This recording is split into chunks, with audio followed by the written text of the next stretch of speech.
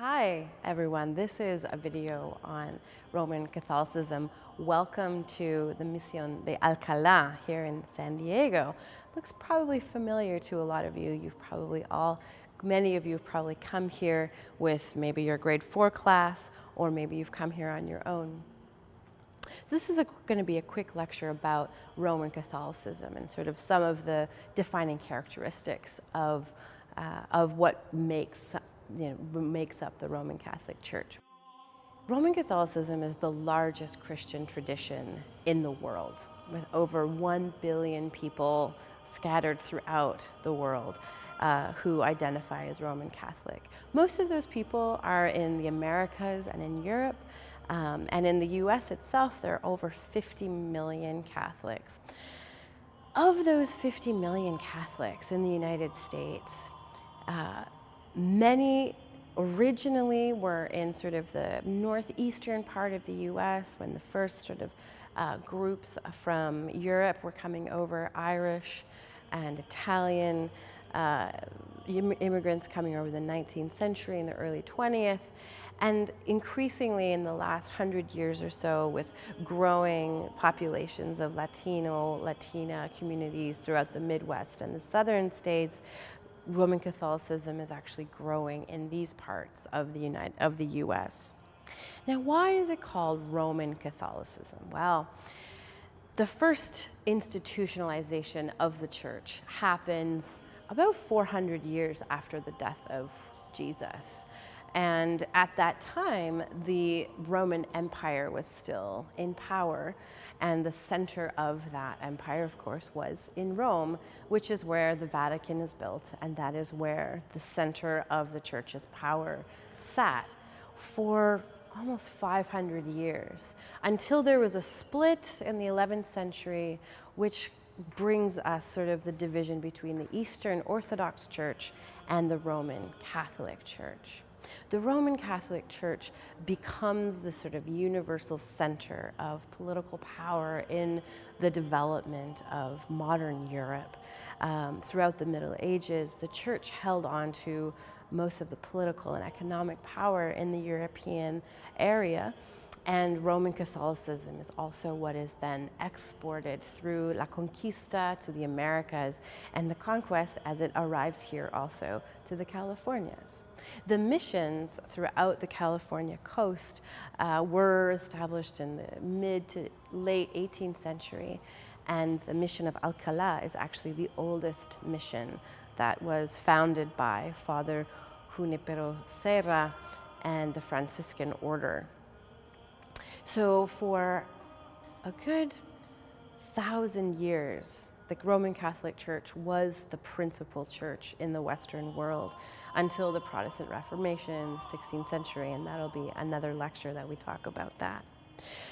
So one of the things that's really interesting and important to remember about Roman Catholicism is how diverse it is. So if you go to visit a Catholic church and you ask 6 different individuals what it means to be Catholic, you'll probably get 6 different answers. And that's one of the things that makes the Catholic Church so interesting and so complex to understand.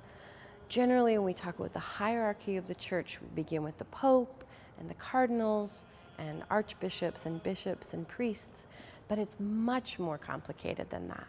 There are co-fraternities and different orders of nuns and monks and different divisions of the Catholic Church. It's a hugely complex institution.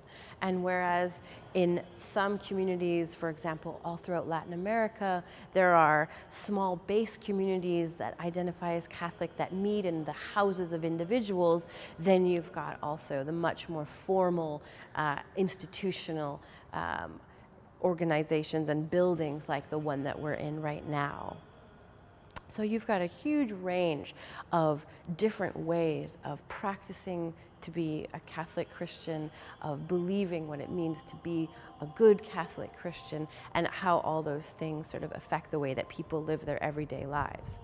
And this brings us to lived religion. Lived religion is a term that scholars in the social sciences use to talk about the everyday lived practices of individuals who identify as Catholic or Christian or any other religious denomination. And so it's looking not at what the Pope is saying or what the official doctrine of the Church in Rome is, but actually how everyday people live out what it means to be a Christian or a Catholic in this case. And in the States, it's really interesting that of those 50 million or so Catholics, there are many who have very different ideas, theological ideas about, for example, same-sex marriages or women in ministry, or if folks who are divorced should be able to take communion or not. And so within even the small country of the US, this small portion of Catholics, you have widely different ideas of what it means to correctly interpret the scripture and correctly interpret what it means to be a Catholic in this day and age. One of the things that makes Catholicism, has made it so historically important, is that it's also been a vehicle for colonialism. And so, especially as we're thinking about the role of the missions in colonizing the Californias, Catholicism played an incredibly important role.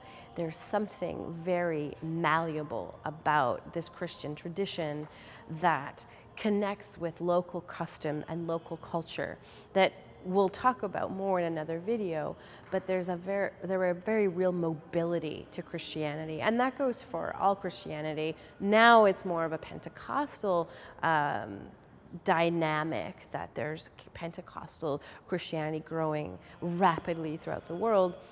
For the first 1,000 years of Christianity in the West,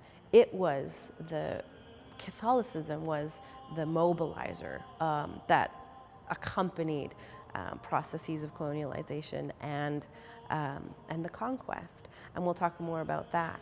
But this all goes to show that Catholicism is a really great study object to think about the complexity and the diversity of Christianity, even within one tradition of many, many traditions. We see that there's huge diversity and great richness in sort of the historical and the current manifestations of that tradition.